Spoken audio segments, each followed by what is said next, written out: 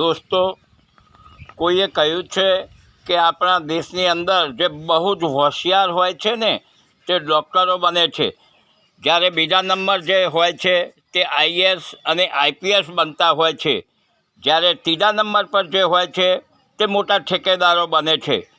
પરંતુ જે ફેલ થાય છે ને તે રાજનીતિમાં જાય છે અને ત્રણેય જણા ઉપર કંટ્રોલ કરે છે. ડૉક્ટર, આઈપીએસ ને ઠેકેદાર બધા પર કંટ્રોલ કરે છે.